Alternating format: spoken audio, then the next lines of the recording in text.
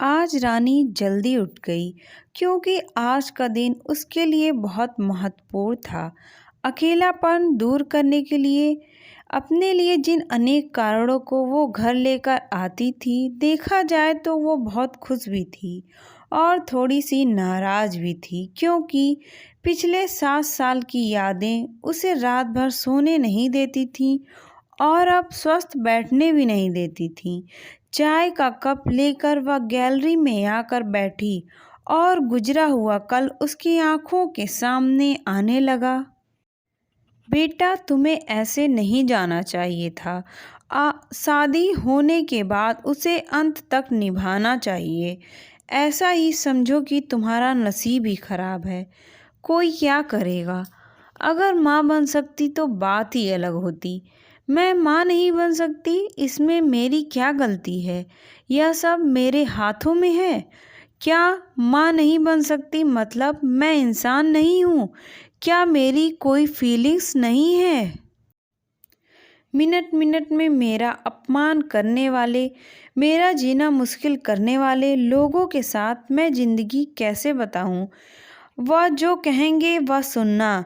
रानी और माँ की यह सब बातें चालू थी तब पापा आए। ये देखो बेटा, मैं तो एक कपड़े की दुकान पर काम करता था। अभी उम्र हो गई है तो कोई काम भी नहीं देता है। और तुम्हारा भाई हर्षल तो परदेश में अपनी गृहस्थी में मग्न हो गया है। तुम कहती हो तो मैं तुम्हारे ससुराल वालों से बोलता हूँ, पर तुम अपने ससुराल वापस चली जाओ, ऐसा मुझे लगता है। नहीं पापा, कुछ भी हो जाए मैं उस घर में वापस नहीं जाऊंगी। वहाँ पर मुझे घुटन सी होती है। वहाँ मिलने वाला अपमान, बेइज्जती से मैं थक चुकी हूँ। शादी के पहले मेरे पैरों पर खड़ा रहना चाहती थी, पर मेरा ग्रेजुएशन होते ही आपने मेरी शादी करवा दी। तभी मैंने आपके दबाव में आकर शादी की। पर अभी जब मुझे आपके सहारे की ज़रूरत है तो आप पीछे हट रहे हो। शादी के बाद लड़की ससुराल में ही शोभा बढ़ाती है। मायके में 4 दिन ही रहना अच्छा लगता है रानी। लोग क्या बोलेंगे? शादी मतलब कोई खेल नहीं है बेटा। पापा गुस्से में ही बोल रहे थे।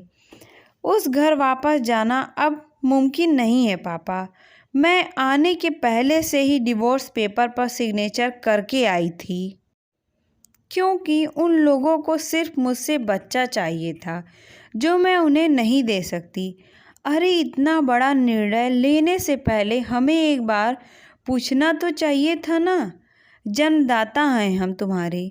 पापा, शादी होने के बाद मैं आपको बताती थी और माँ को भी कि कैसे छल होता है मेरे साथ वहाँ पर।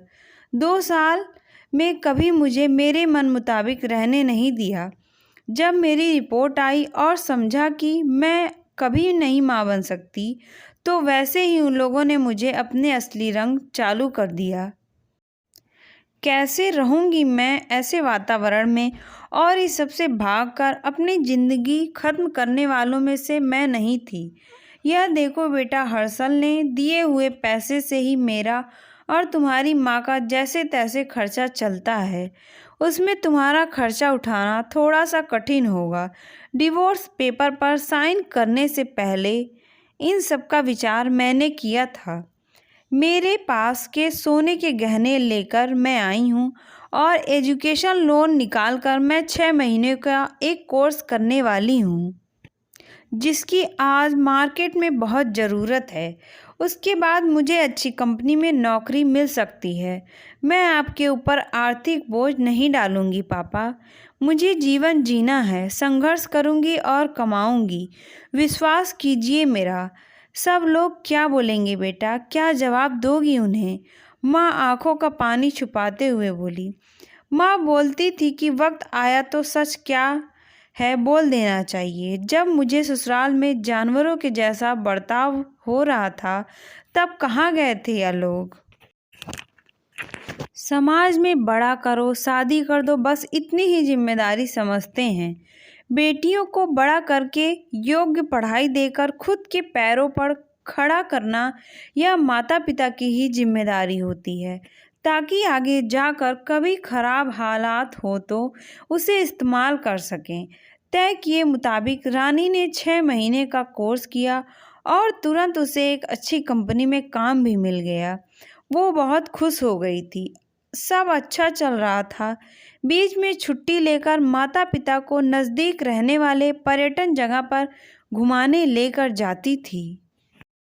माता पिता बीच बीच में ही दूसरी शादी की बात छेड़ देते थे। कई बार तो लड़कों को देखने के लिए भी बुलाया करते थे। एक लड़का तो डिवोर्स लिया हुआ था, तभी उसे स्वीकार करने के लिए तैयार था। पर पहली शादी ने ही इतने दुख दिए कि दूसरी शादी के लिए उसका मन तैयार नहीं था। ऐसा कितने दिनों तक अकेले रहोगी? जब तक हम दोनों हैं तब तक ठीक है, पर हमारे जाने के बाद तुम्हारा क्या होगा, सोचा है कभी? उम्र भी कितनी छोटी है तुम्हारी अभी। ऐसा उसके पापा उसे समझा रहे थे। माँ पापा, आप दोनों मेरी शादी का विचार करना बंद कर दीजिए। आप दोनों को खुश देखकर मैं खुश होती हूँ।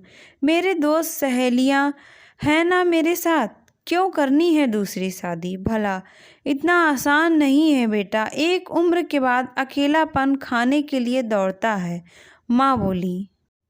सच हुआ उनका ऐसा बोलना। आगे 2 साल में पहले माँ और 6 महीने में ही पापा का निधन हो गया। रानी अब अकेली हो गई। हर्षल भाई और उसकी पत्नी आए और साथ में चलो बोलकर औपचारिकता की, पर मुझे उनके साथ जाकर वापस बोझ नहीं बनना था। मदद के वक्त मेरे साथ खड़े रहो, इतना बोलकर मैंने उनको जवाब दिया। ऑफिस का काम और बहुत सारे दोस्त, सभी लोग की शादी हो गई थी और वह अपने अपने गृहस्थी में मग्न हो गए थे, जिनके लिए कोई लक्ष्य मिल ही नहीं रहा था। उसे छुट्टी के दिन ऐसे ही एक मैगजीन पढ़ते समय उसे सिंगल मॉम पर एक बात पढ़ने के लिए मिली और उसे जीने का उद्देश्य मिला। उसने उसी दिन तय किया कि एक 10 साल की लड़की को गोद लेने का प्रयास चालू करूंगी।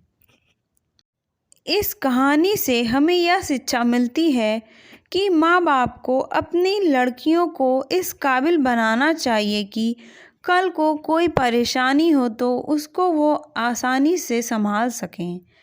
गरिमा की कहानियाँ अच्छी लगे तो गरिमा की कहानियाँ चैनल को लाइक और सब्सक्राइब करना ना भूलें। राधे राधे।